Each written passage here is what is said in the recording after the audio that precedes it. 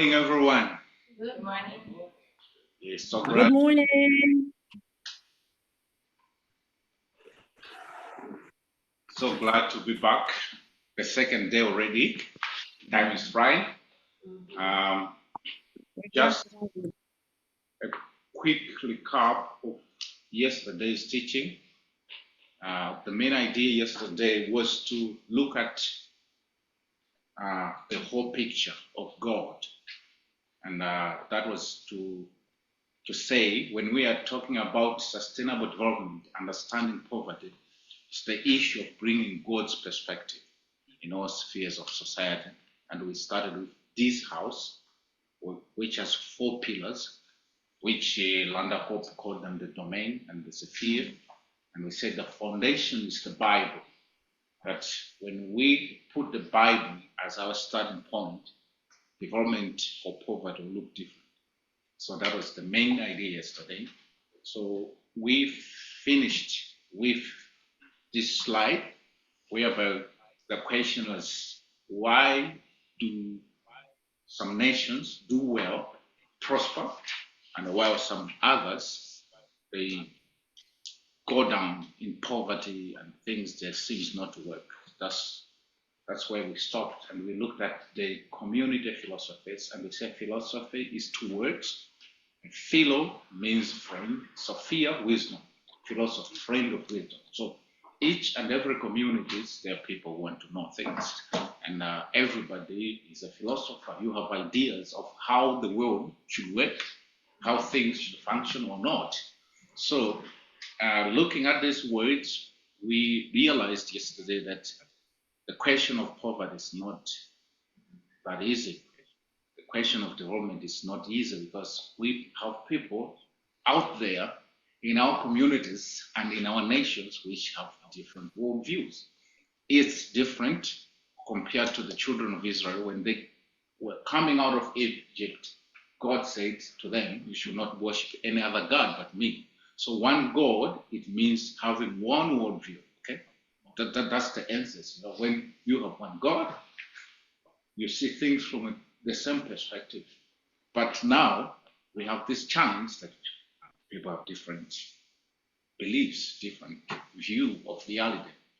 So that's where we stopped yesterday. So today I want to continue.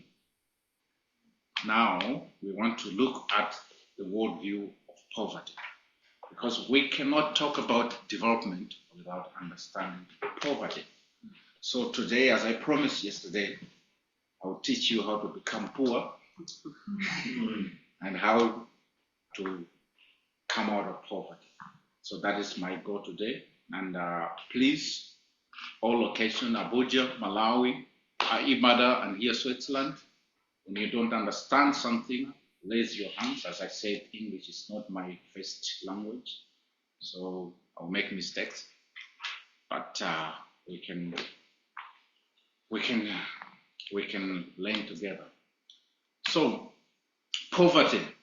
First, let's look at the facts. Okay, there are around 1.1 billion poor people in the world today. I checked this as well, and still like that. And the funny thing is that 49% of these poor people they live in sub-Saharan Africa. So Africa is inhabited by a lot of poor people. But the irony is it's the richest continent on earth. So we're going to be looking at that. And 56% of these poor people, they are farmers. They are farmers. So the question is why? So what is the problem? Why farmers are poor? Why Africa, the richest continent on earth, and is inhabited by poor people, many poor people. So if we look at the dimension of poverty index, we're going to look at, there are some indicators that they see, if we have to judge to see how people or the nations or the community they're doing. So the first thing you look at health. Are the people or that community, do they have enough nutritious food? Not just food, okay? Because you can have food, but it's not nutritious. So do they have nutritious food? And they check also how many children die before the age of 5, 10. So they look at that numbers. So then that's how they come up to see the level of poverty. And in the area of education, there are 4 points that you look at. How many years do people go to school? And the school attendance itself. How many people attend school? How many percentage, boys and girls? So you look at that numbers, so it will tell you, the level of poverty, the intensity of poverty. I mean, how poor how many people can live under $2 or above, things like that, So you do that mathematically, and you see how the nation or your community is doing. And they also check about the standard of living. You're going to see about the cooking fuel. What kind of energy do the people use? Do they use firewood, charcoal, or gas or electricity? Okay. Sanitation, they check about the toilet, hygiene practices, how are they doing, Look at the drinking water. Do people have safe water to drink? And then these issues will tell you how your community or your nation is doing. Look at electricity. Is electricity available for everybody, or just few people can afford that? Housing. Yesterday, remember, I talked a little bit about, housing, and that people can have housing, but is that sustainable when a catastrophe, an earthquake or something happen? Will this housing support life or not? So these are the issues that you think about. And the sum of the housings in Africa, or even my country, that where I'm coming from, animal houses here in Europe, they are better off than the houses of people. So things like that, that's what you look at. Look at assets. What kind of things do they have? They have things that can really support life and improve their life, their way of living or not. So that's the dimension poverty index. So let me move a little bit. Let's continue with the facts. Okay, so what is the condition of the world today? So more than 855 million people are malnourished. That means they don't have enough food. Remember that first slide I just shared. They don't have food. They don't have nutritious food. So you can see it's a big number. And 18,000 people die daily because of hunger. Here we can trash food. We can waste a lot, but people, they are dying every day because of hunger. And you have 1.3 billion people, they don't have clean water. Okay. And 25 million people die each year because of contaminated water. The water that they're drinking, it's not safe. They're just drinking from open sources. And then 2.4 billion people live without decent sanitation. They just go into, defecate anywhere. So we will look into all these things, because I can tell you a story. There was once a time I went to Cambodia as a student on a development project. So we were to build a toilet there.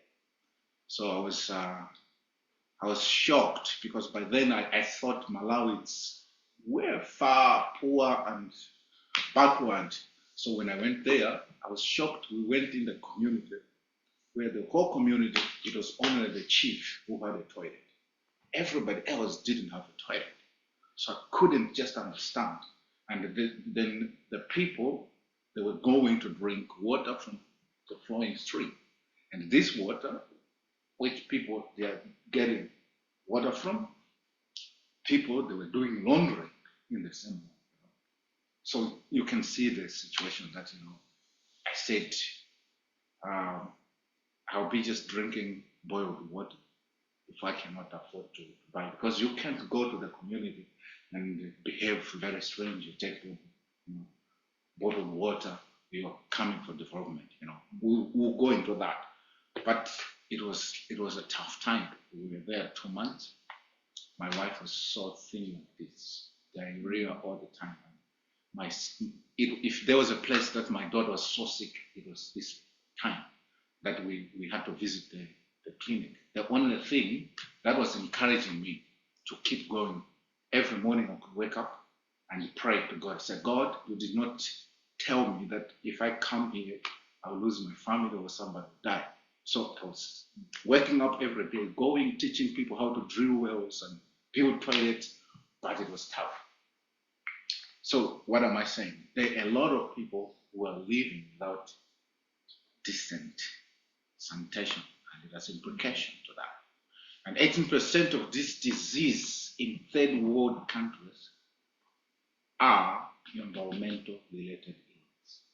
Depending on how people manage the environment, you have problems with sickness and disease. So that's the condition of our world today, as we're living today. Okay. So let's look at the asylum.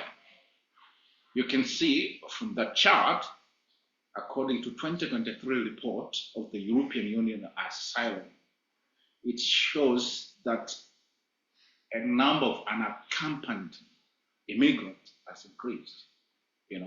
We had the highest in 2016, and then it started going down. But since 2021, the number is rising. So you can talk about poverty.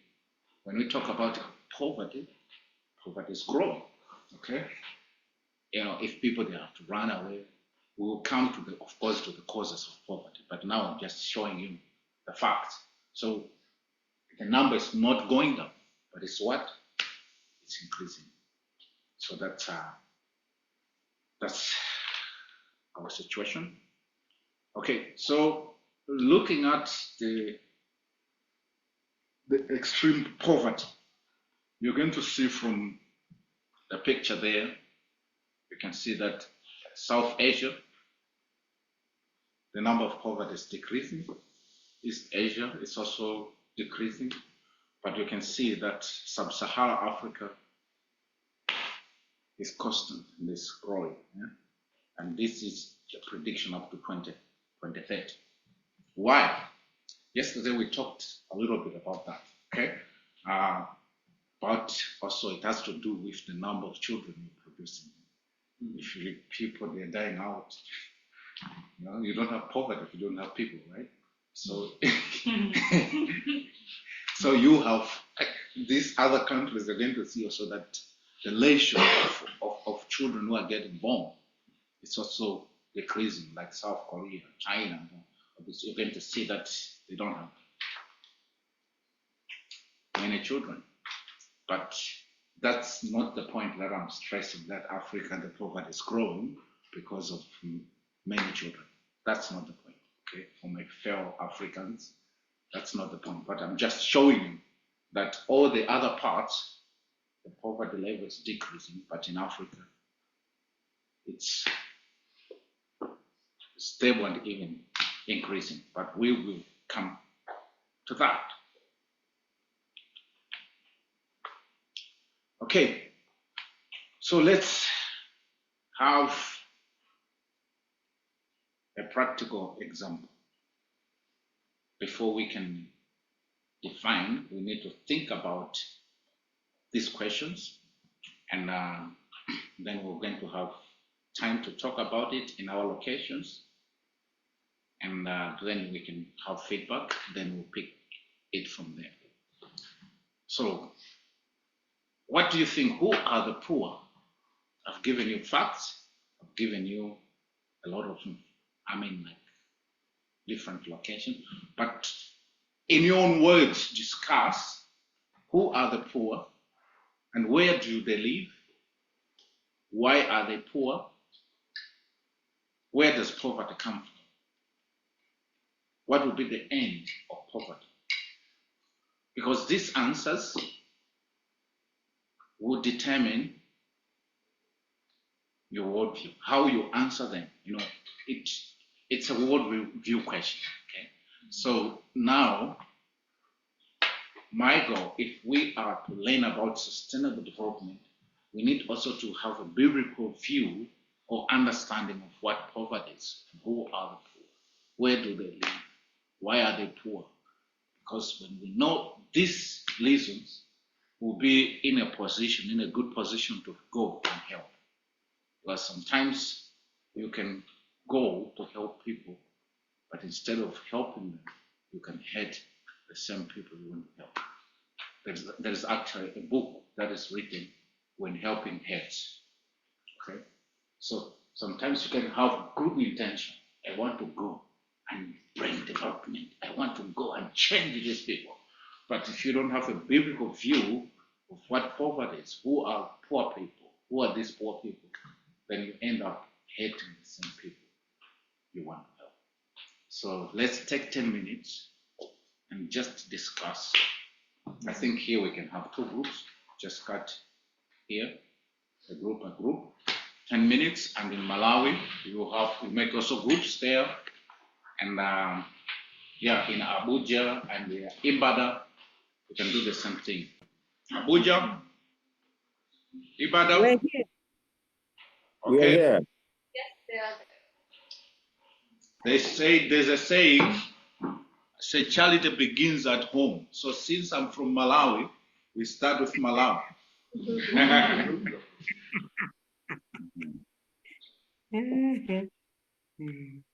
So Malawi, can you give us some ideas?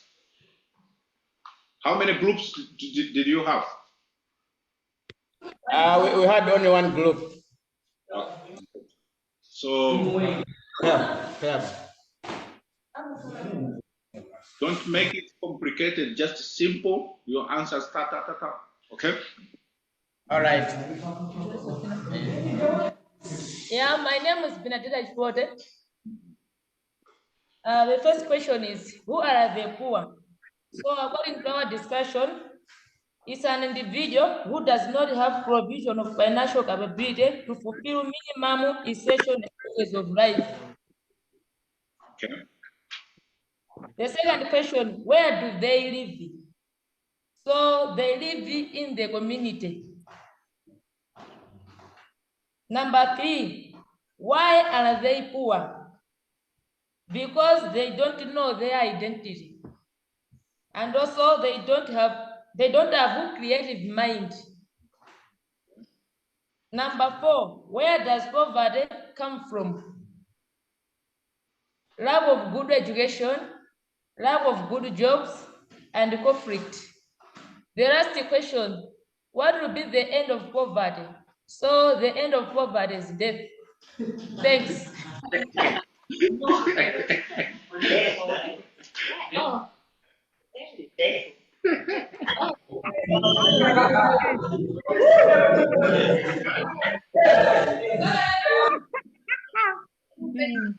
A big hand for them, eh?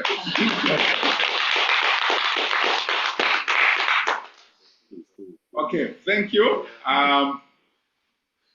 Let's come to Ibadan. We are not saying their answer is correct or wrong. Eh? We are just heard them. Eh? Yes.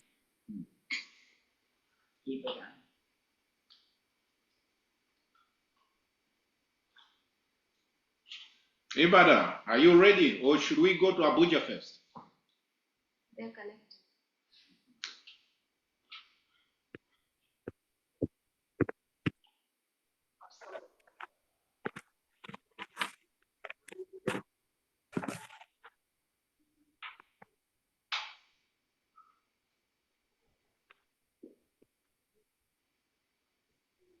Imbada, are you there?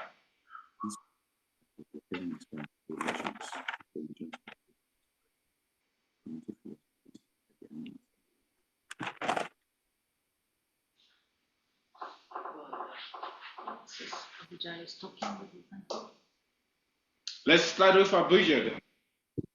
Abuja. Okay, good morning. Good morning, Abuja. I'm representing us. I'm Honey Harmony. Good morning, everyone.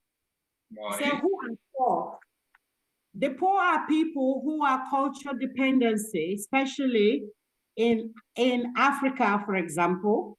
There are people that just believe, may God give you so that we can get. So as long as I don't give them, they remain poor. So the cultural dependency will cause people to be poor.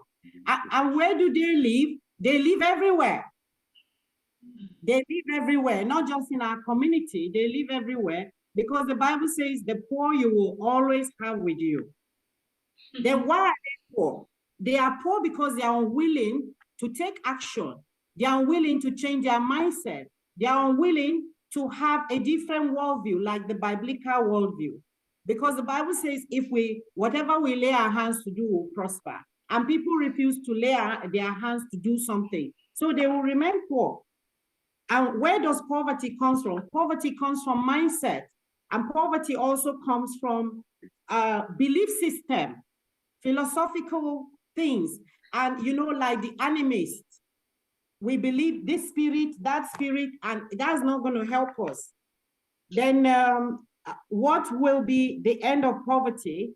The end of poverty will, if we are empowered, when people are ready to wake up, like the 4 lepers, they said, if we remain here, we are going to die. So they decided to move. So we need to have a change of mind. We need our mind to be transformed, to be renewed through training, through education, through good health and the word of God, most of all. Thank you. Thank you.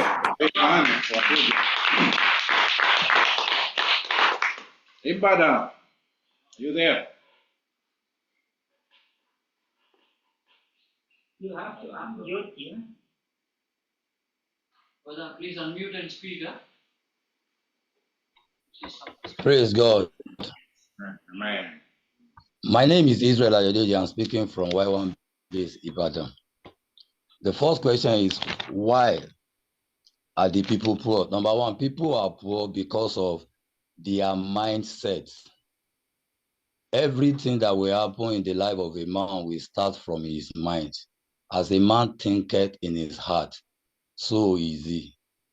So whatever we become in life is as a result of our mindset. So that is the reason why people are poor. That mindset is one of the major reasons why people are poor. And where are the poor people live?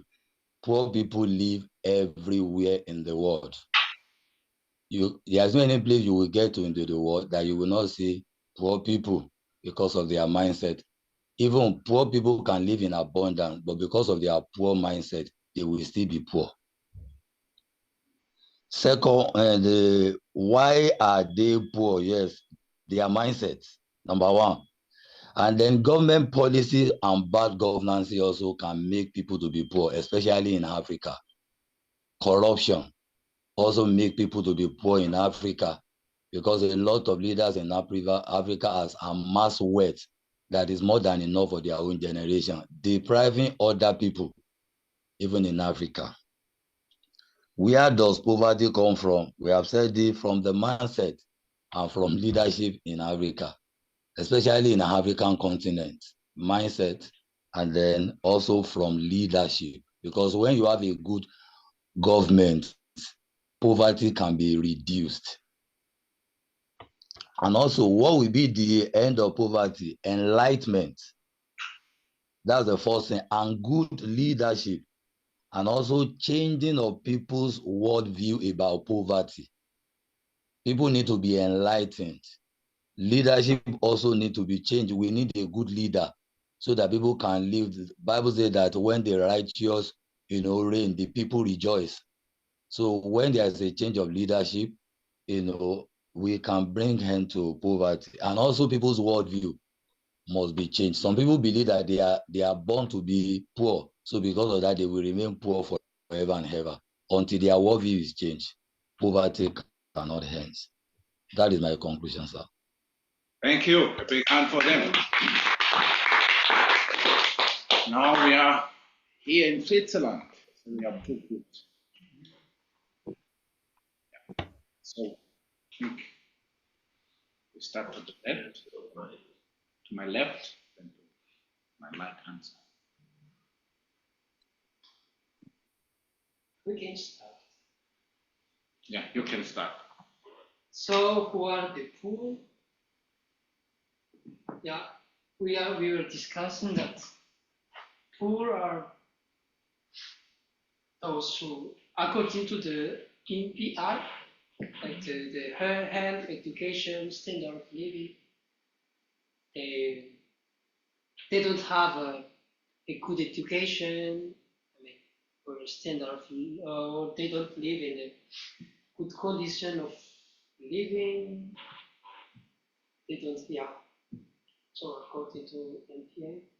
But also we say that like here in Switzerland, they are poor also because they don't, like the old people, they are alone, they don't belong to the society. Yeah, we say that. Yeah, I think so. So, yeah. And where do they live? So they poor are everywhere. Why are they poor? We think that it's because of mindset, like the case in Africa or Madagascar. Yeah, I've told them that I think it's because of the church. In Madagascar, the case of Madagascar, it's because of the church. Why? Because Madagascar is 80% Christian, yeah, but our teachers, they just teach people like, okay, we're gonna go to heaven. So here, it's nothing here. And then people they just teach like, okay, make sure that you will go to heaven. Then that's all. So people doesn't think about how to farm in a good way, how to construct in a good way. I think it's because of mindset. So where does poverty come from? It's because of that. They don't know the truth, or we don't know the truth, or we don't really know what is the plan of God, or plan of God of the universe, or who is God, and poverty will end if we understand the truth. I mean, if we really understand God and His plan for the world, for the universe. Thank you.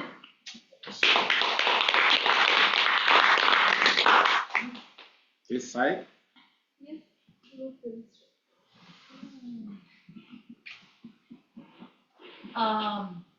Yeah. Who are poor? Now you can start.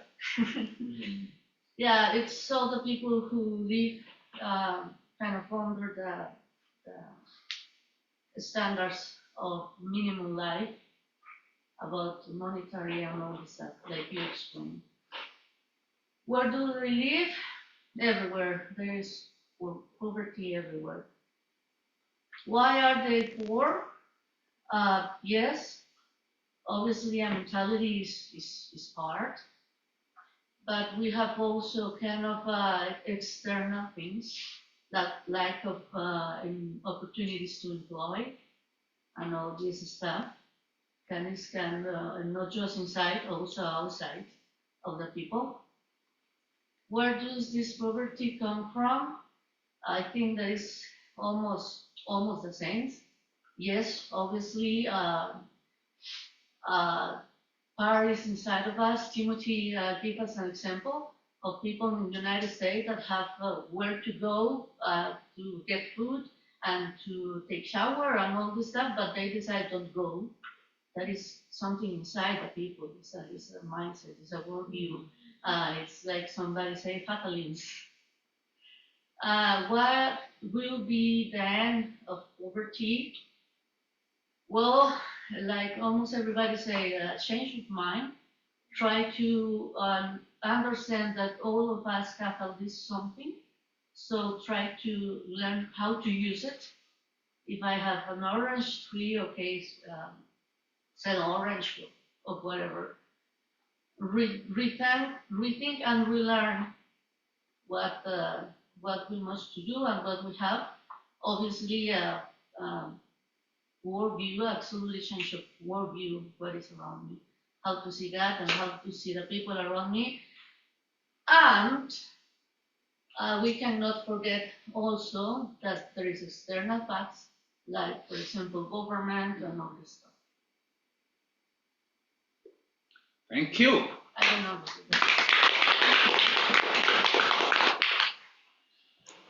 Yeah, I think good exercise. And these questions, you can see they are not easy questions. Okay, we don't have for like one size fit answer to it.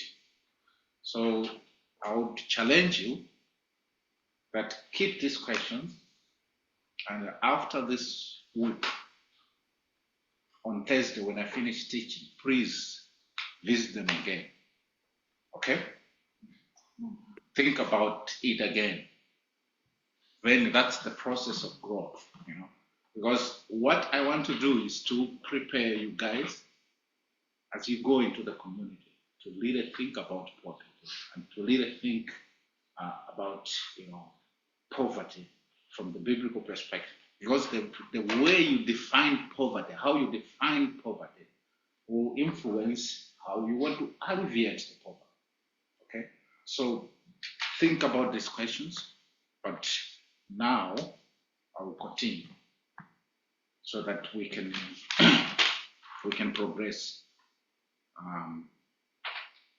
So when you go to the dictionary to look at the word poverty, it says it's being extremely poor, having no basic living standard. So when they talk about basic living standard, they are talking about food, they're talking about clothing, and the place to live. Okay, that's the basic living standard. But if you can look at to this definition, you're going to see it's a materialistic definition. Okay, so it's not all inclusive. You're just looking at the material aspect, the things that you can see, you know, with your eyes. Okay, you see, oh, this one is poor. How do I know that is poor? He doesn't have food to eat. Okay, how do I know that is poor? This dressing, the clothing it's not good, or the place to live. You know, you can add maybe the water. So these are material things. Okay, things that you can see, you can touch, you can feel, and then you conclude that this one is poor. But when you look at from the Bible, you're going to see a different picture. So I did a study about poverty, poor, in English, which is a poor language, just like my language, has just a few words, okay? I have nothing against the English, okay? But it's just, you know, doesn't explain everything that the Hebrew words can explain. So we have 8 Hebrew words in the Bible that try to explain what is poverty from different aspects. So we have like the word ani is repeated 71 times. We have the word Dal, we have Ebion, we have Muk, we have Yarash, Rush, and Shekir, and Mishken. So the idea is not to explain these words to you, then we take the whole day, which is not the purpose. It's not going to help anybody. But if you want, I can explain later outside. If you're interested with this word, I can give you a way to study. But now the point I'm making is that there are different levels how the Bible defines poverty, not just the material poverty. It has spiritual, it has physical, it has social, it has mental dimension when we talk about poverty. Okay, are we together? Can I continue?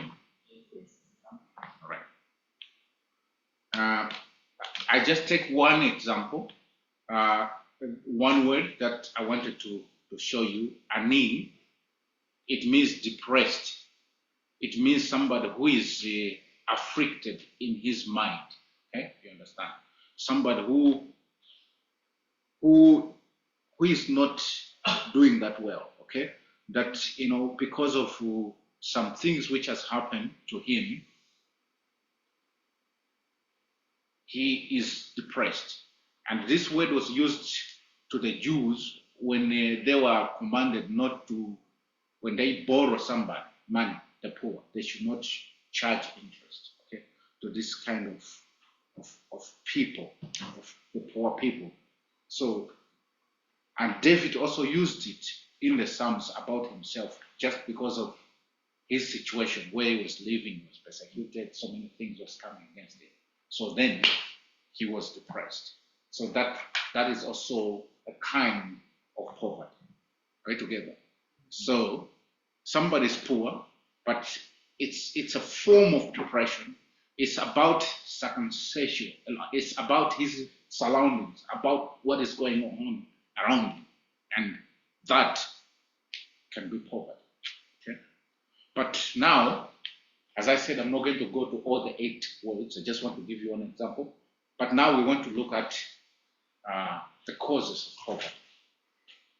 Because we look at who are the poor, where do they live, and all these nice questions that we discussed. But what are the causes of poverty? Because if we have the understanding of what caused the poverty, then it will help us how to help them. In science, they believe in cause and effect. So we need to know what are the causes if we want to help. So I just put it in 4 categories for easy to remember, but it can be more. Okay, but these 4 categories, I think they'll give us an understanding how to understand the cause of poverty. So the first one is what I call natural and supernatural dimension. Natural and supernatural dimension. What do I mean natural and supernatural dimension? I mean things which are naturally occurring, okay, but can bring poverty. Let's in this category, we can talk of tornadoes, earthquakes, hurricanes, all these things. It can happen. Earthquake can happen. People who have things, they can lose home, they lose things. You can't go to them and say, hey, you're poor because of your mindset. Are we together? Mm-hmm. Because sometimes we can go with this simple solution to people. Say, okay, everybody who is poor, the problem is the mind. Okay, so now in this category, the natural causes to poverty, these are things which are happening, which is outside the control of a human being. Okay, he didn't cause the tornado, he didn't bring the earthquake. It happens, and then the person is poor. Right together? That is natural. But there's also another aspect to this point, which is a supernatural dimension. What do I mean by supernatural dimension? These are things that we cannot see, and they are beyond our understanding. But they can also cause poverty. And let's say, like, you don't know what is the cause of sickness, but somebody is sick. Okay, is sick. This person can be, can become poor. but you cannot really know, why this person is sick and what happened. Of course, doctors, they can help, like Catherine can help us to find out what is the causes of this sickness. But the fact is, this person did not make himself sick. He's sick, okay? And the other aspect of that is that we as Christians, we believe also in blessing and curses, okay? That somebody can be under God's curse or under God's blessings, or somebody can be under spell, but the enemy can attack the person and can be things cannot go well with this person. So that is supernatural dimension. I always have an example. We have a story in the Bible. This is 2 Samuel chapter number 21. You can read. I'm not going to read now, but you can do Bible study when you're outside this class.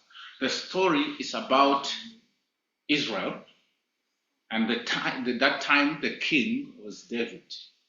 And the story there describes that for 3 years there was famine, there was hunger, okay, no food. And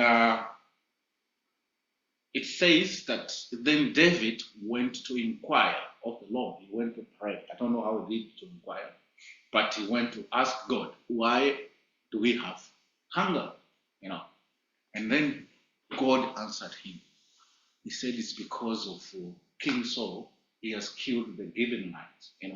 So the Gibeonites, these are the tribes that were living there before the children of Israel came. And when they came in the land, the children of Israel,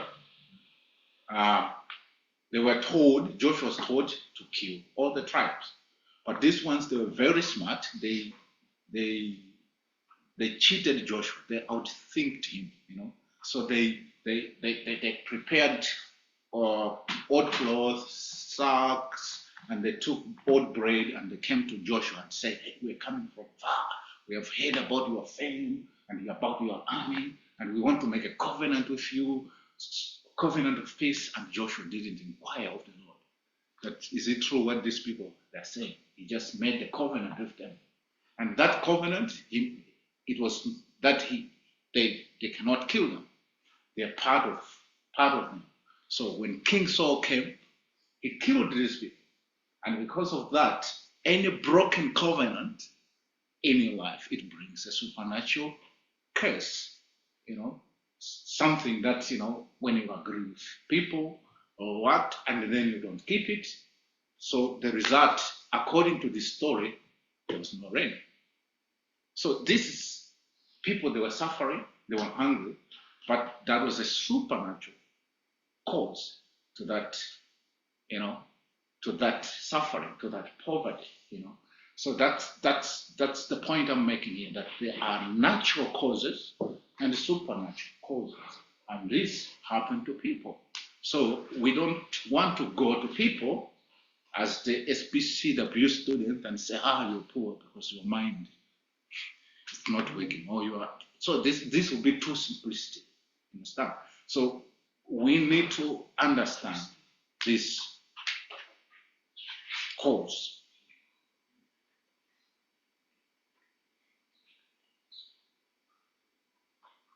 Are we together? Can I move to the second one? Oh, it's break time.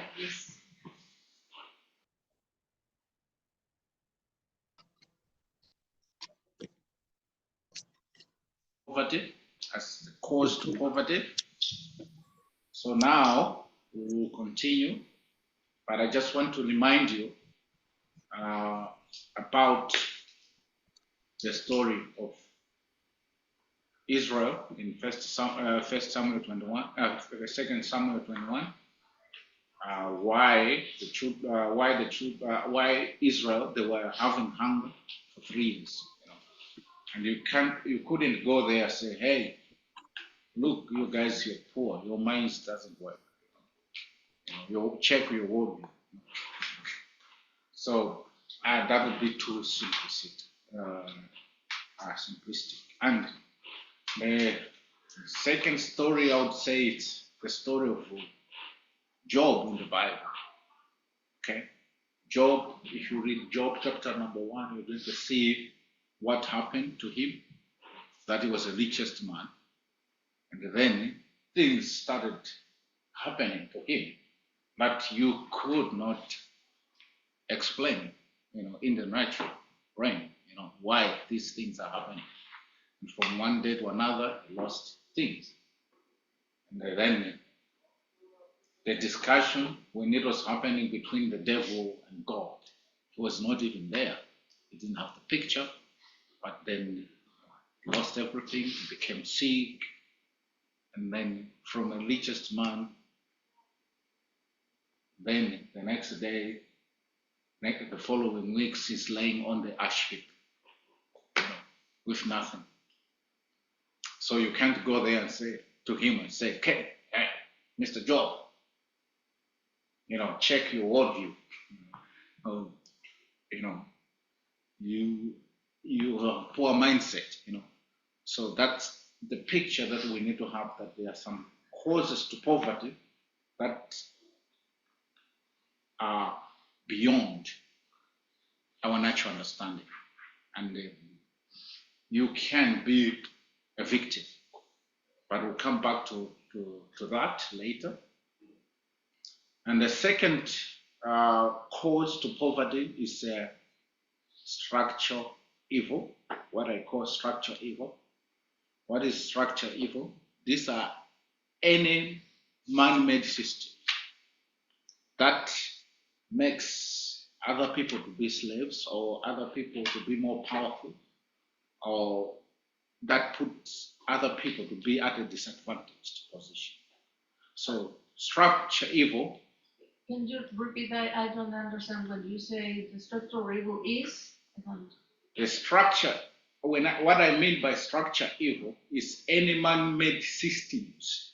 Can be system, can be a political system, can be a church, can be an NGO, can be anything that has abused the power or the rightful ways of doing things, and the end result is that people, they are suffering, or it's bringing poverty instead of bringing development or prosperity. So that's structure evil. So any man-made system that you can think of. Let's take one example, like the political systems or like governance. You're going to see many examples will pop out. You're going to see that some people, they are suffering, they're in trouble today because of their government. Okay? People, they are in trouble because of politicians. They are in trouble because of man-made systems, which is putting a lot of people in trouble. Let's say now, for example, Ukraine and Russia. People had to run and flee from Ukraine, and some they are running away from Russia. What is the problem? That is the political system, the governance. So that's a structural evil. Okay. Let's talk of Gaza. You can go on and on and on and on when it comes to politics. Talk of Africa, many countries, they're in trouble because of poor governance, because of politics. It's not the question of the resources, but because of the structures that could have helped people has actually contributed to the misery and the poverty of people. And these structures can be also the church. There are some churches, sad enough, some churches that they promote poverty. In Africa, you see we have some examples of the church that you have the bishop of the church or the apostle of the church or whosoever they call this person to be, but the structure is that everybody else is serving this person. All the benefits, they're going to this one person. And then the end result is that, the people, they suffer. And then he tells them the preaching is so manipulative that they say, no, you have to give. And some people, they're even actually really poor. But this one guy, he has it all. So that's what we say, that that's a structure evil, because the structure is not helping to alleviate poverty, but is adding the misery and the problem to the people that they were supposed to help. So that's a structure evil. So that's the cause to poverty. So you cannot go to these people and say you're poor because you are just lazy or you don't work hard. But some people, they are trapped in this kind of systems that there is no way out at that moment until something changes in the structure. But at that moment, because of structure evil, they are trapped. Maybe it's corruption. You have resources, but the political system is just siphoning all the resources for their own personal gain. Maybe, you have lack of employment in the nation because, like, the government is just favoring their family. You have issues like that. You have a political system, and you have a person coming in power from a certain political party, but when he's in power, he will take all his family members for good government position, and this is not evenly distributed across the region, or looking at the country, how big it is. It's not representative. Then development will go only in those regions where he has members, where he has relatives. The other parts of the country is languishing. So that is structure. So you can't go to the people and say, okay, you are just too lazy. Your worldview. Your problem is worldview. Just change your worldview, man. You prosper. So that's structure evil. So we need to understand also that there is this aspect to poverty. If we are to go as SBCW student or community development work, think about the structures. How can you promote structures that will foster development? Is that clear? Okay, let's go to the third one. The third one is personal evil. This category, you are responsible, you are in charge as a person made in the image of God to do well. But because of your own evil, you can be in poverty, you can be in trouble. Let's take an example. If you are a thief, you like to steal things, okay? So then you are captured by the police, the government, they have captured you, and then they sentence you to prison, 5, 10 years. You become poor, not because of somebody else, but because of your own character.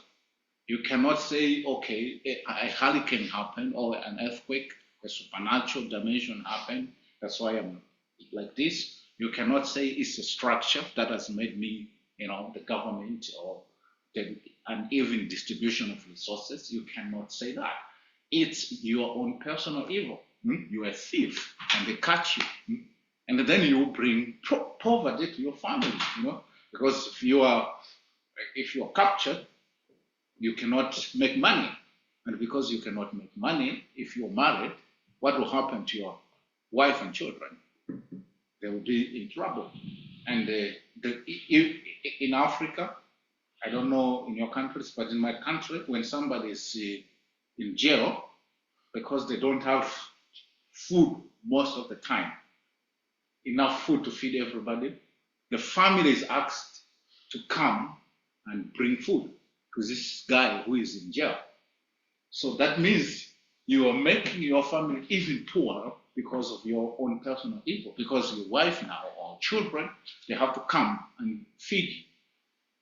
So that is personal evil. Another example can be, let's say, divorce. Myself, I'm married. I have 3 kids. And then I decided, because of some reason, I want to divorce my wife. This decision can make me poor because I have to, the court will charge me, okay, you need to take care of your kids. That means where they are, if I'm living somewhere, I need to think of paying rent there, think of the food and the other things. So the income, which was enough at first, but now because I have to split it, it will make me poor. So that is, again, personal evil, okay? And that, you cannot blame the government.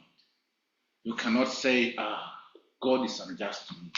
It's you as a person who is having evil practices that need to change, that need to be transformed so that you can move forward.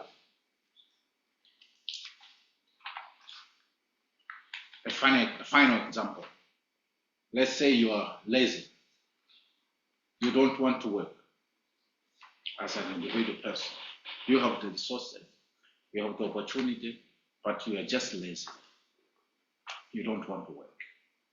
If you are poor, you cannot blame anybody.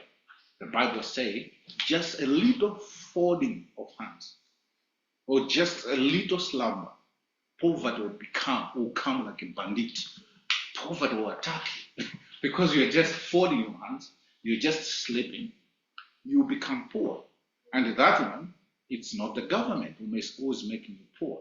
It's not a natural or supernatural cause poverty. It's your own personal evil, your lazy. So that's the third cause of poverty, personal evil. And finally, inadequacy in worldview. If you don't have the right worldview, okay? We have learned in this school that worldview is like a pair of glasses that you use to view the world, okay? So if you have the world, if you have the glasses that are not correct, and the way you see the world, it will impact you negatively or positively. It will give you problem if you don't have worldview, a right worldview, a biblical Christian worldview. And that, I think from both locations you have done well. When we asked these questions, who are the poor, where do they live? The answers, they were strongly worldview answers, okay? The issues, mindset, the worldview. But in my list here, you can see the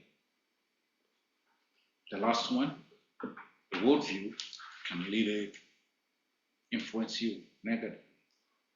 And we have one biblical example, which I'm going to come to it later, but I can just mention now. In the book of Genesis, chapter number 26, you have the story of Isaac and the Philistines there. That Isaac was living in Gerar, and in that passage it says there was a famine, there was hunger in the time of Isaac, beside the one that was in the time of Abraham. So it indicates that the time of Abraham there was hunger, and now the time of Isaac there was also hunger. And Isaac wanted to go to Egypt because that time people they were checking out to go to Egypt. That's where it was like a breadbasket of the world. And this Isaac, God appeared to him and he said, don't go to Egypt.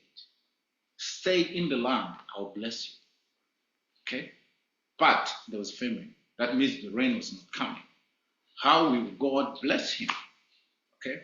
So if you read that passage, you're going to see that Isaac reopened the well of his father and start irrigation farming. So where did he get that idea that I can start irrigation farming? I have to go and open the wells of my father. Do you think God, he was speaking from heaven and giving him all these details? I'll see the Lord go and open the wells of your father. He had to use his word here. He had to use what he has learned from his family, that if it's not raining, you open the wells, you start irrigation. While in the same land, the Philistines, if you read the passage, it says the Philistines, they were closing the wells. When Isaac opened the well, the Philistines will come and close the wells, to make sure that the water is not coming, to make sure Isaac is not farming. So what was the problem? You're going to see it's the worldview. Why is somebody opening the well, is doing irrigation agriculture, and somebody is coming to bury? But there, the passage, it says that Isaac had 100-fold, and he became prosperous. That the people, the Philistines, envied him. They become jealous of him.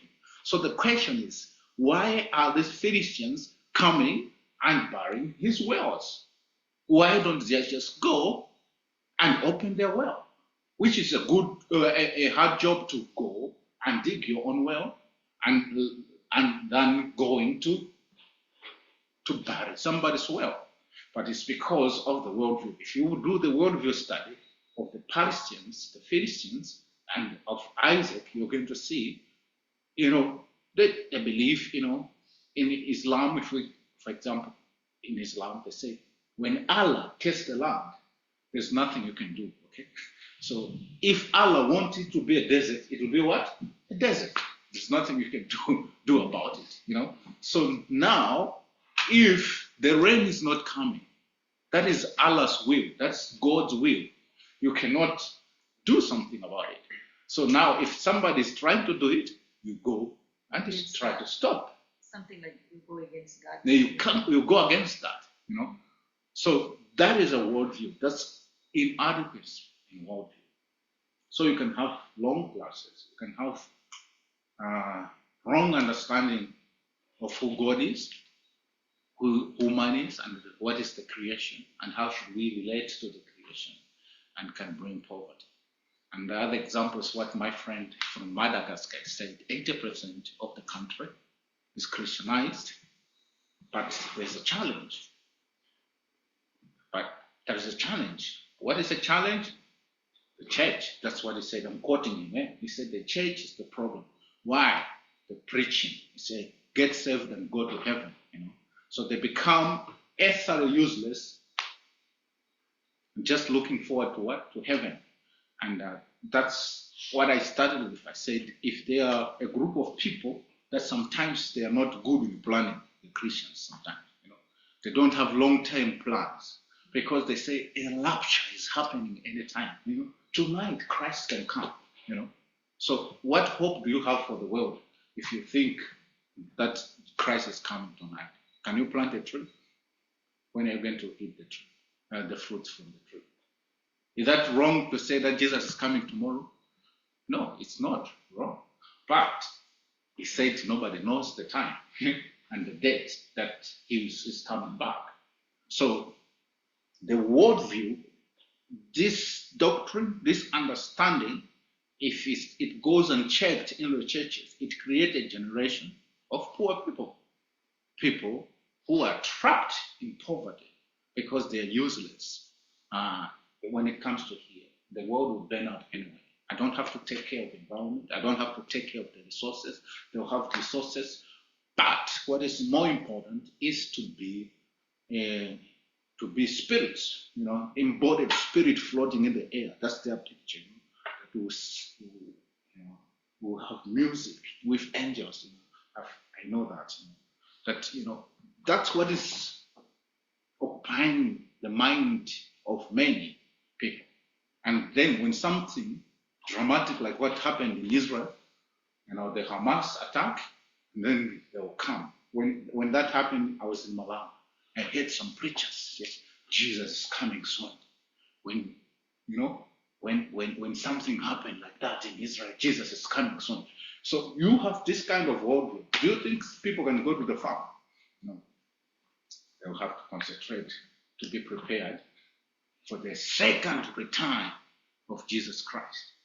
So that's worldview problem.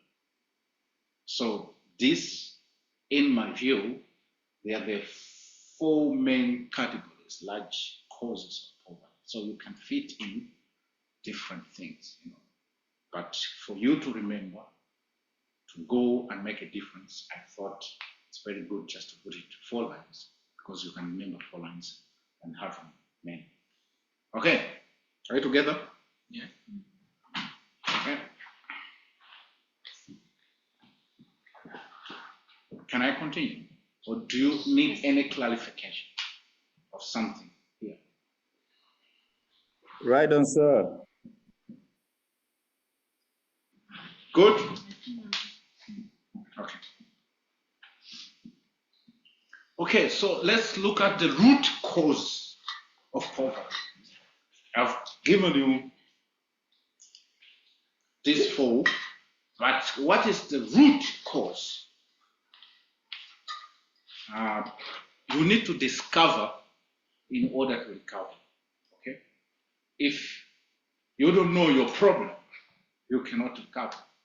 If you go to the doctor and the doctor say, I don't find any sickness, but you're sick, you're terribly ill, you're suffering, the chance for you to recover is very slim, because you don't know what you are fighting against. You are in a terrible condition because you don't know. So now, what is the root cause of the problem? So you're going to see that the root cause of problem is the fall, sin. Okay? You have already done creation, fall, redemption. And then we'll have consummation. Okay? When the king comes back. Creation, fall, redemption, and consummation. So when the fall happened,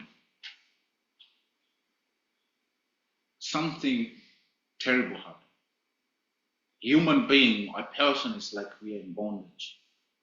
So we have like spiritual problems, poverty, spiritual poverty, you become afraid, fear of spirits, fear of other things, and so that is a kind of poverty. And that fear of spiritual realities, fear of spirits and Satan is very strong in Africa as well. You see that people they are forced to give sacrifice to the spirits because they're afraid of spirits. And I was in Cambodia and Thailand, and you see that they have these temples of Buddha, and on these temples you find there nice food. They offer nice food, but their family they're little poor, really poor. They don't have enough food, but they can offer things, good things to the spirits, because they think that the spirits are in charge. And because the spirits are in charge, and they can do you harm. If you don't take care of them, they will do you harm. So that's fear of spiritual things, spiritual reality. And that also can be good or bad. There are some people also that they fear. In the church, they are told that, God, the way you have to relate with God, you have to be careful.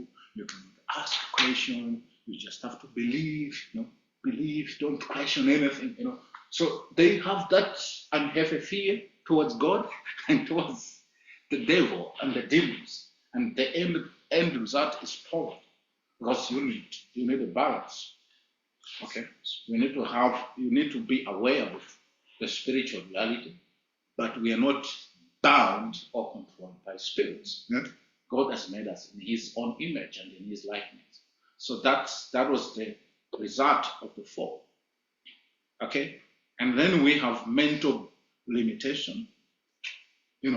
our knowledge sometimes is limited. We have limited perspective. We have poor self-image, low self-esteem. You look down on yourself of what you can do, the abilities that you have. But each one of us, we are a power pack. we have things, we have potential, we have abilities that we have not even tapped. Okay, I read a research sometimes back. I don't remember when. I wish I could tell you, but they say you have your brain has the capacity to learn even 50 more languages. You can do that. So that means I don't know how many languages you speak now, but you can go up to 50. So we have that massive potential that we can do, but because of the fall, sometimes we have these mental blockages, and we feel like we are victim because of the fall, and we have limited the social restriction. You start to getting afraid of other people. You started accusing one another. That's what happened to Adam and Eve. Said, oh, the problem is Eve. Eve say, it's the snake, and then we play blame game, and it's happening even today. We see in our world today. We say, other countries, they say, we are poor because we are colonized. Our resources, they were taken. Then they say, it's because of China. They're not playing fair. They're not following the World Trade agreements, rules, how to do trade. So we have blame game. That's social limitation, social perspective. Then we have physical limitation, limited choice. Then we believe on scarce resources. The resources, only that we don't have enough resources. If we could be like Congo, if we could be like this country, they have all these resources. So that is the root cause, is the fall. That's the main problem. So the question, where does poverty come from?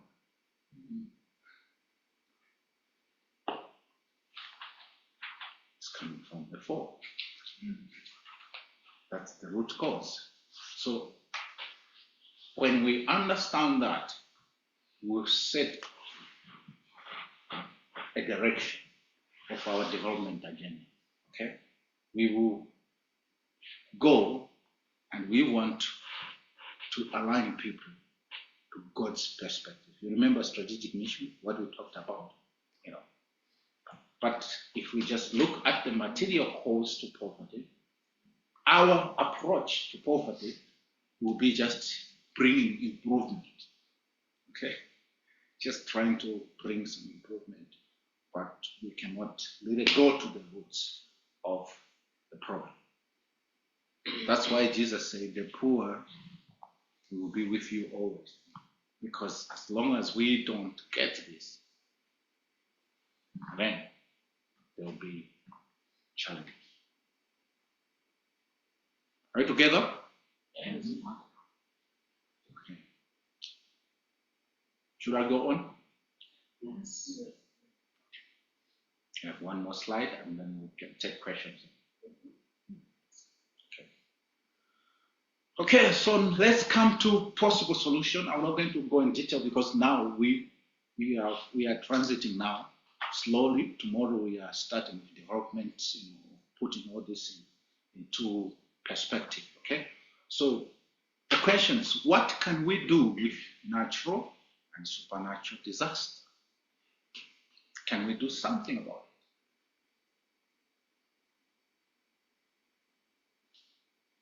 Because when we say this kind of poverty is caused by natural or supernatural disaster,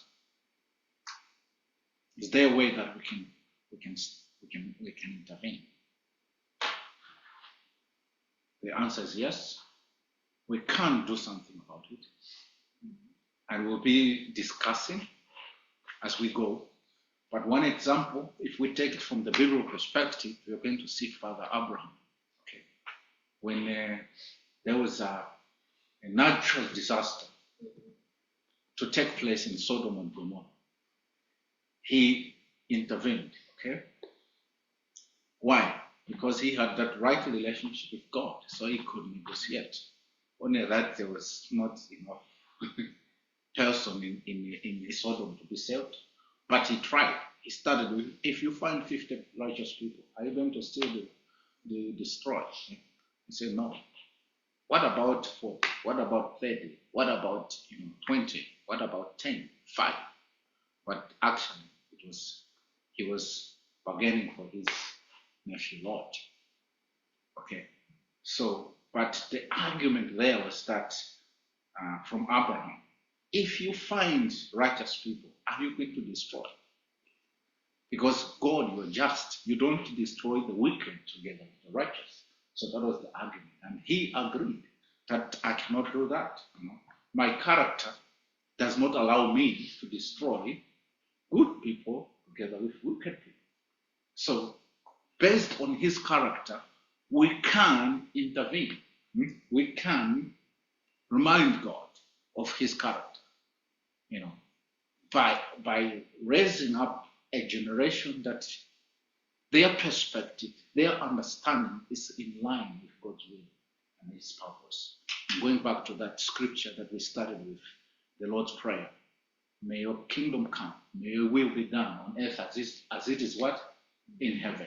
So by raising up a generation that aligns their perspective and their understanding to the Creator, we can intervene to some of this natural disaster, natural catastrophes, because God is righteous. He still controls, unless you are a deist, believe that he created, but now he has left the world that it's just running until it comes to a crash.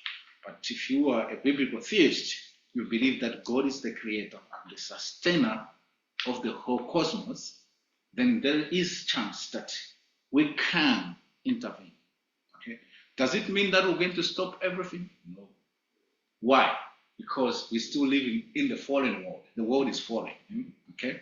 And because the world is falling, there will be still some things that will happen. But the magnitude, the impact will be minimized depending on our intervention. Are you together? That is about supernatural disasters. What about structure evil? Can we intervene? Can we do something about structure evil? When people are in trouble because of man-made systems that makes others slaves, others while they're enjoying. Can we do something about it? Yes, we can do something about it by planting people in the system, by getting planted in these systems. Because you can redeem a system when you are inside. Okay? When you are there, you can bring some changes. What did God do if he wanted to save Egypt and the world from hunger? He planted somebody in the system, in the Egyptian system, Joseph, by the name Joseph. Okay? So through that man, he saved the whole, Egypt from starvation. What did God do if you want to do something with Babylon? He planted his, Daniel, Shadrach, Meshach, and Abednego in the system that Babylon has to say the God of these people is the true God. So God will, in fact, want you to be planted in different systems.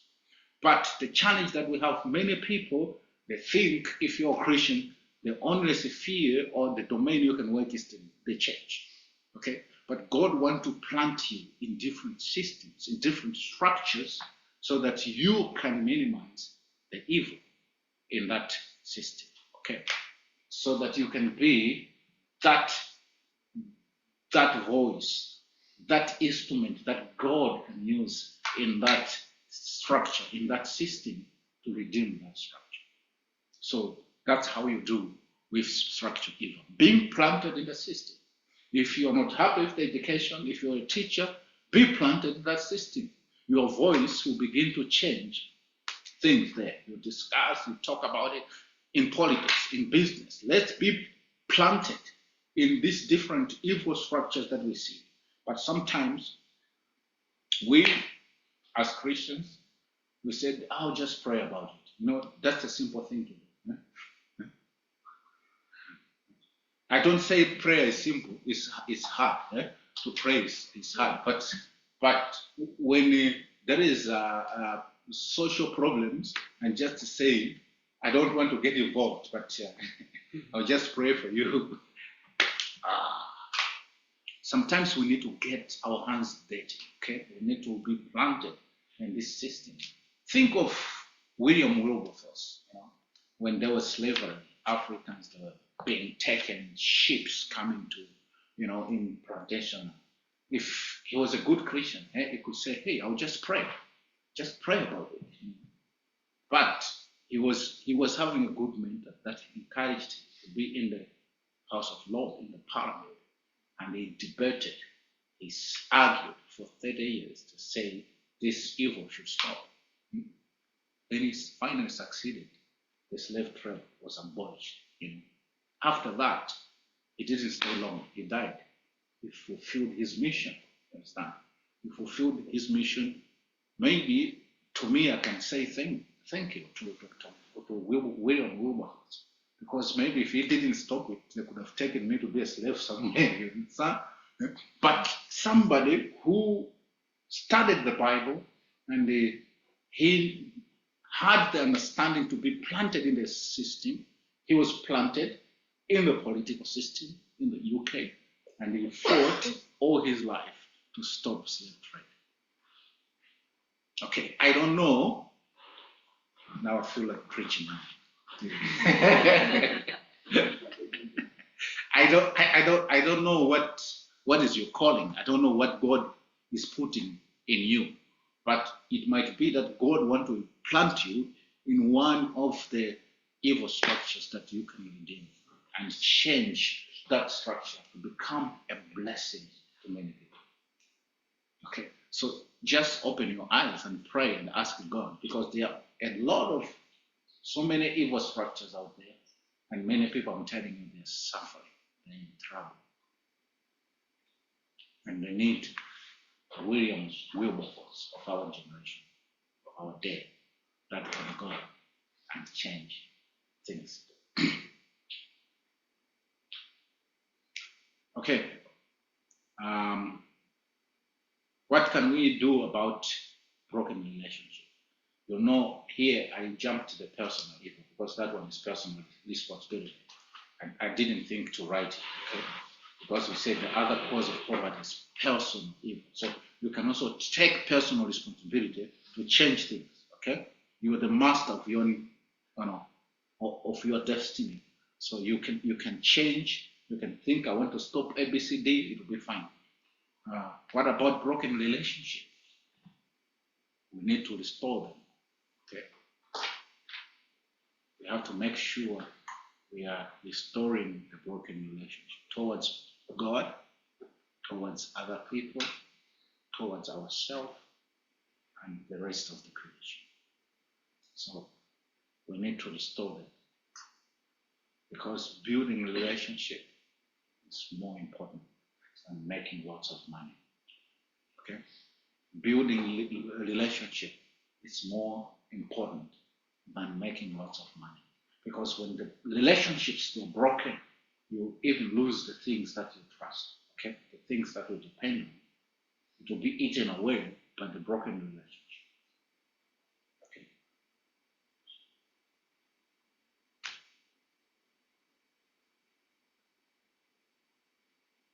The world can make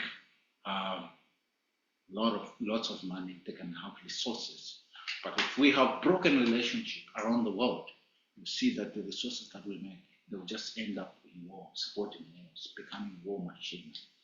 Billions of money they are being spent just because of broken relationship. I'm saying this from my authority now as somebody who is studying international relations and diplomacy. Okay, that diplomacy is very important. That you bring peace. diplomacies there to bring, to restore broken relationship among nations, organization, and all this kind of thing. Because if you have broken relationship, no matter how much you've made, if you have lots of money or what, it will just be like you spend, and then everybody becomes poor. What is the money? Just blowing out money. You need fighter jets, you need this, you need bombs, you are running short of artillery, and all these kind of things. What is all this? What will be the end goal? That it will be more bloodshed, more suffering, more asylum seekers, more refugees, more disease, broken relationship. So we, as Christians, as students from the Worldview School, God is calling us. He said, we are ambassadors of reconciliation, to reconcile people. What is reconciliation? That is healing, mending broken relationships. So that's our calling. That's where we need to focus our energy, to try to bring lives on the table, to try to bring broken families together, to try to be in different systems that create chaos. We are not fighting against people made of flesh and blood, but against principalities, against powers, against wicked spirits that brings confusion in this world. So that's where our real battle, our real fight is. So when we say broken relationship, there are forces, there are things that we need to pray. We need to make our hands dirty.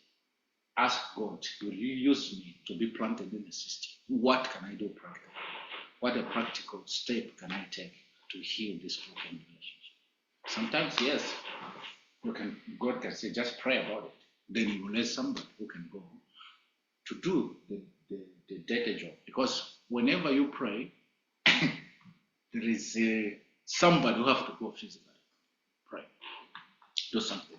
I want to finish with this story because now that I have to open for questions and answers from different locations. There was this young boy. He was in England. As a young boy, he used to pray for Jerusalem every day. When he goes to bed, he goes and prays, God bless Jerusalem. God bless Jerusalem. Every day he was praying as he was going. And then during the time of Ottoman Empire, we were there. That the prayer of this young boy is so powerful. But do you know how God answered it? He answered that prayer through the little boy himself. He grew up and he became the army general that served Israel. Okay? So the prayer was actually answered by the little boy himself. So sometimes we can pray, but we can be the same answer. Yeah? We can be God's answer to the same prayers that we're praying. So what am I trying to push you, as I'm finishing today before your question, is that sometimes you can pray, but be sensitive to what God is doing, because you can be the answer to your own prayer. Myself, I grew up in poverty. I will show some pictures, I think, tomorrow about the excellent. I'm coming from a very poor village, and the Worldview School in Malawi is happening in my village,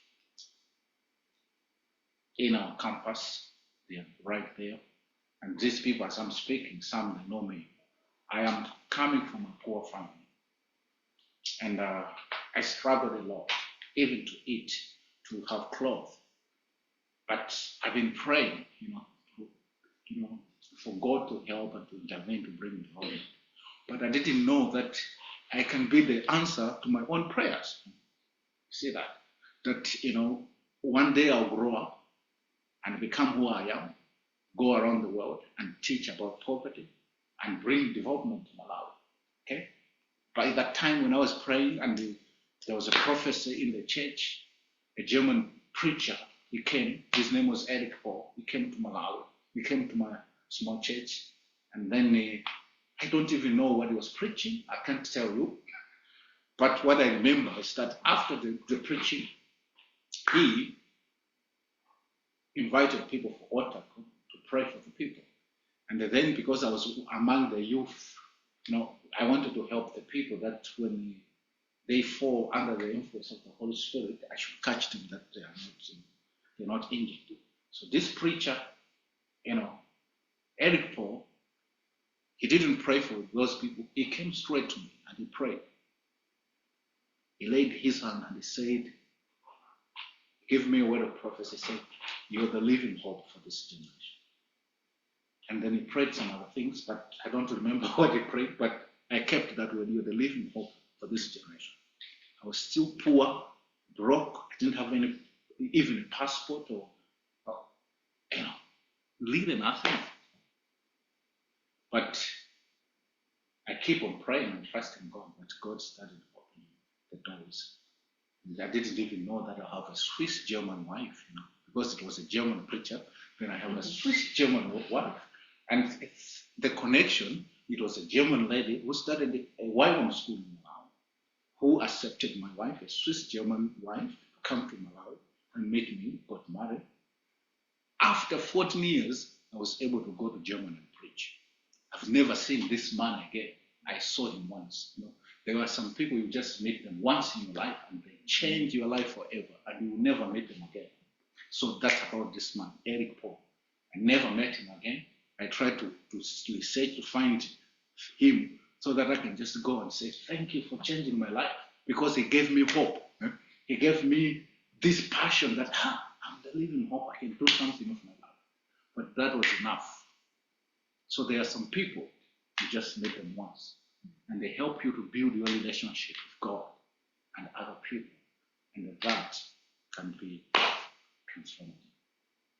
And God bless you. Now I hand over the mic to the class that you can ask me the questions about today. We will continue tomorrow with the lecture about development. Just started. Yes, thank you very much.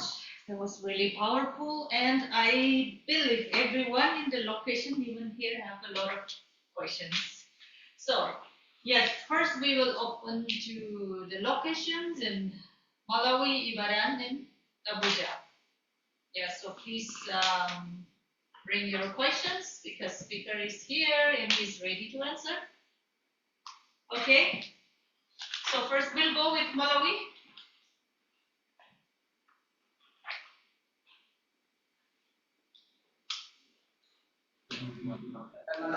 Okay.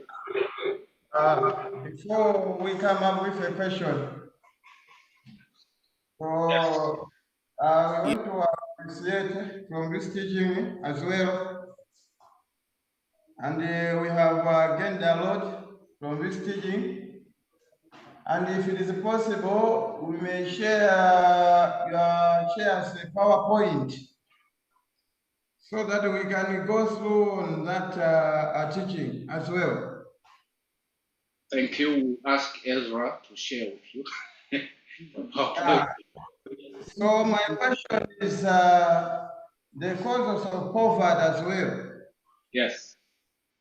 So there is a certain concept that the main causes of poverty is overpopulation. Is it true or false from the teaching of what you have today? Very, very good question. Because if I understand your question, you are asking if it is true that the cause of poverty is because of overpopulation. Is that correct? Yes. Yeah. All right. Because the question is coming from Malawi, yes, I'll answer it in the way that you have to understand. Okay. Okay. So Malawi, according to the Development Index, it's number 28 of the poorest countries on earth. Okay. And Malawi is 2.5 times bigger than Switzerland. And the population-wise, Switzerland has less people. It's almost 2.5 times than Malawi. And if we look at the weather in Switzerland, half of the year is cold. They have mountains and lakes. They don't have enough land. But if you see Malawi, we have the resources and we have a bigger land. And if you can travel in Malawi, you're going to see vast land where we don't have human beings. That it's not, they are not people yet. So the idea that you're becoming poor because of overpopulation, it's not valid. Because the more you have more heads, the more creative you can become. You have more solutions to the problems. You can develop strategies and think of solutions that can help many people out of poverty. So in Malawi, we have big land, we have resources, many resources there that we can develop and can help people come out of poverty. But there are some other causes of poverty that I've mentioned in this teaching that we need to look into, so that we can develop as a nation, not just on the population growth, because that one can be an advantage. If I go to the Bible now, I'll come to the book of the 5 books of Moses in Deuteronomy, when God was speaking with the children of Israel. After they left Egypt, they already, if you do the scholars, they believe that there were almost over 2 million people. And then they were in the desert. They didn't even have a land. They didn't have an army. They didn't have a functioning government. They didn't have welfare system. But then God was speaking to them. He said, Moses was speaking to them, and he said, may God multiply you 1,000 times more. So that's mind-blowing that, these people really don't even have a land, who are in the desert, and God, doesn't say, oh, the population is too much. He's saying, may you multiply 1,000 times more. Am I allowed to add something to the question? Yes, you can. Am I audible? Please, could you wave your hand if you hear my voice?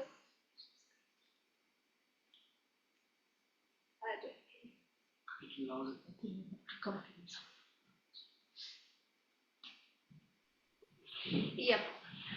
I just don't know. Am I audible, Malawi? Yeah, we can hear your voice. Yes. Just that the speaker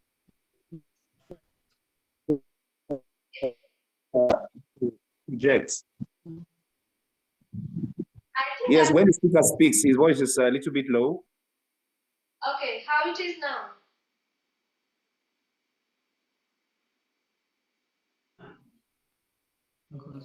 Yeah. Guys, it's cool now. It says good now. Oh, it's good now. Very good. Thank you for the question. I hope you read the book, this Dora Miller? Discipling Nations, and I think that's the question he answered very good in that book.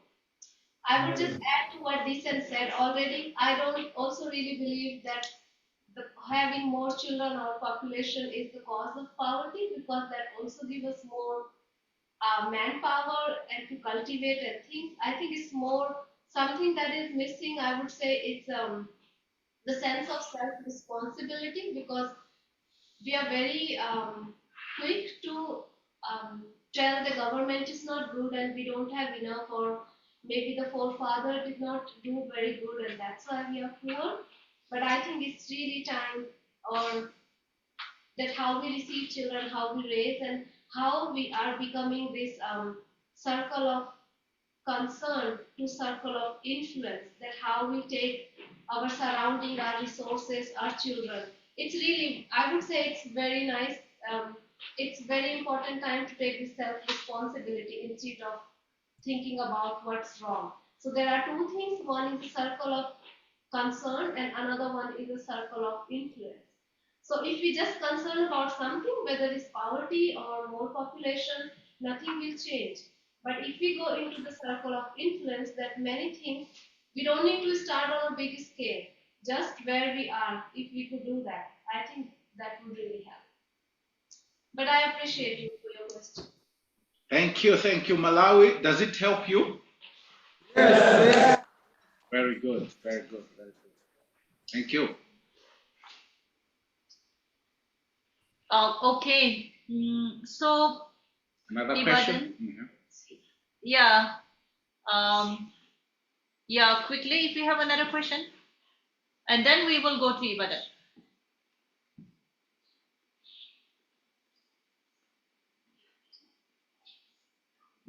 Okay.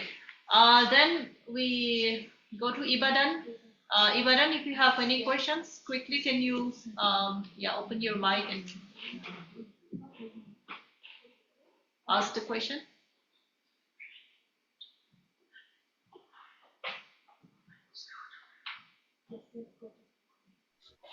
Good afternoon, sir.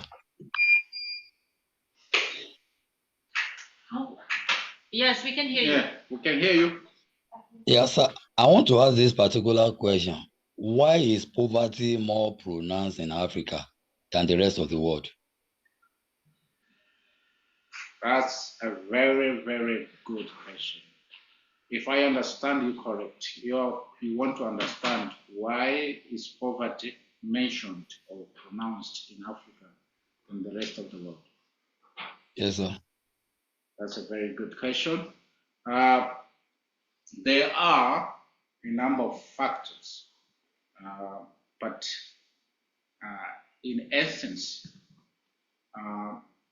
you look at many people who are pronouncing about the poverty of Africa. Let me put it that way. They are looking at most of the time the material poverty, things that you can see. So we can see that most of the African countries, the infrastructures, they're not good, the streets are full of potholes, the housing situation, it's not good, people, they struggle with eating, some people, some kids, they cannot even go to school, you have a huge number of people who can attend to one doctor compared to other parts of the world. So these are the things that they can say. Based on that indicators, they can say Africa is more poor than the rest of the world. But it doesn't mean that the continent is poor. It's the people inhabiting the continent that are poor because of these indicators. But we can change that paradigm and become the breadbasket of the world. Did it help you? The answer? Yes, it did. Another question I want to ask, sir, is that concerning the church in Africa. Do you think the church in Africa is doing anything in order to eradicate poverty in Africa, or they are even contributing to the poverty of Africa? Very good question. The answer is yes and no. Yes, it's that the church, there are some churches in Africa that have good worldview and they have very good teaching, and they are helping towards the development and the change of Africa. There are some churches. And no, there are also some churches that their theology is really dangerous to the continent. And their teaching is really promoting poverty. If they talk about prosperity, it's just the bishop and the apostle who is on top. So this is dangerous teaching.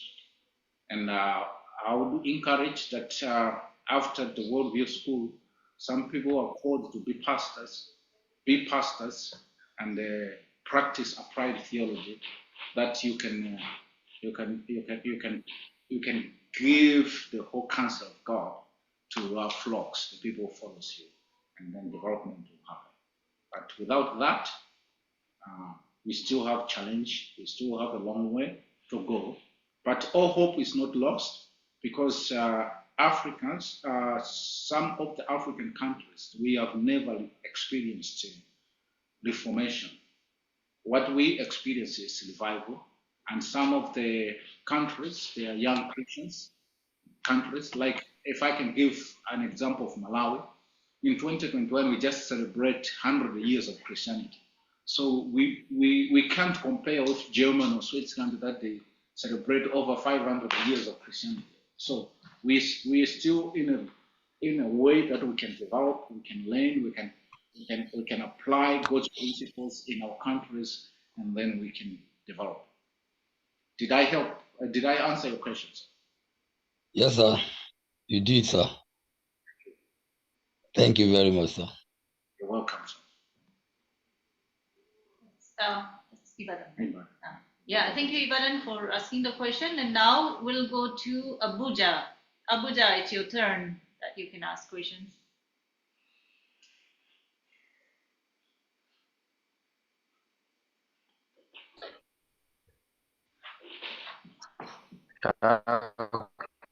Thank you so much for the teaching.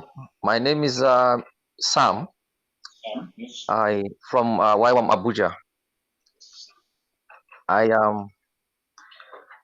just wanted to ask you, Yes. what really is the what are the ways that we can really that is become very innovative in Africa?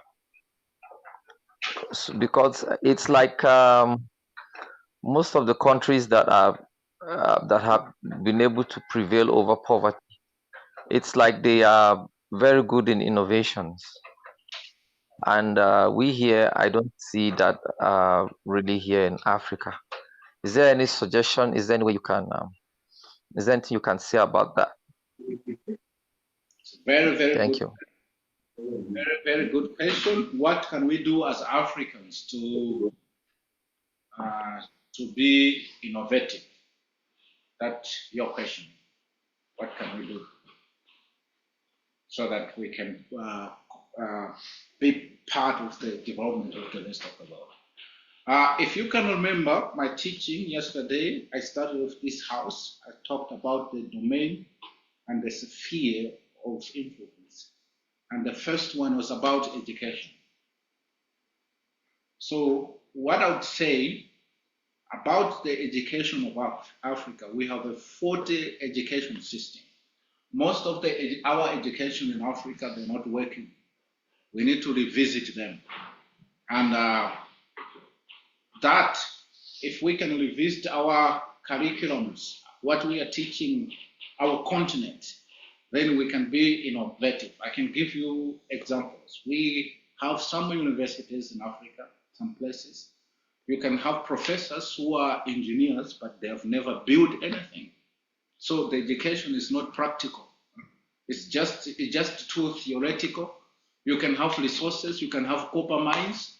You have that copper mines, but you don't know how to refine it. You don't know how to make it into a finished product. So you have a resource, but you don't have the manpower to turn those resources into wealth. So that's the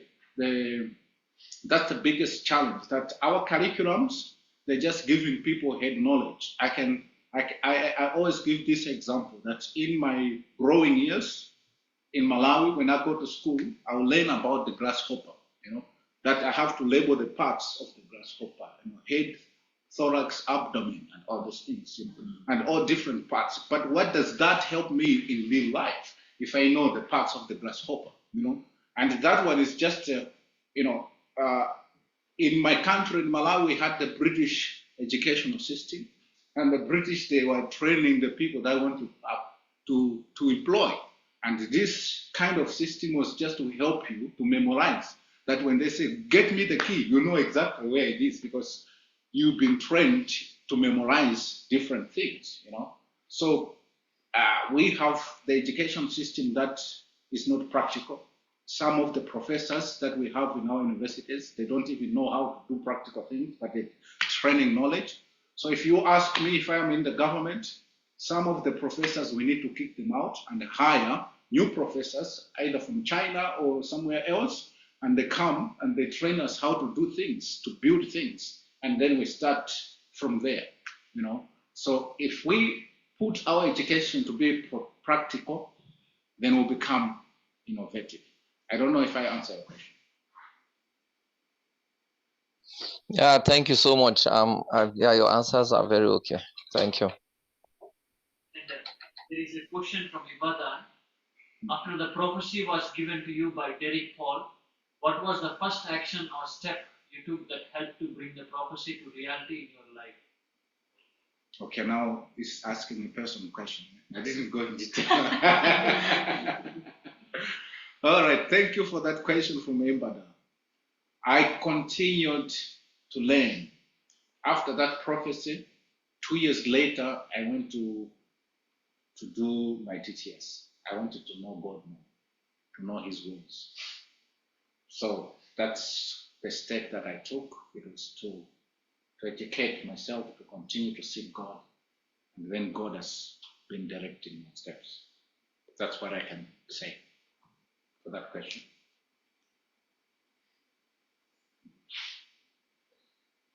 Yeah.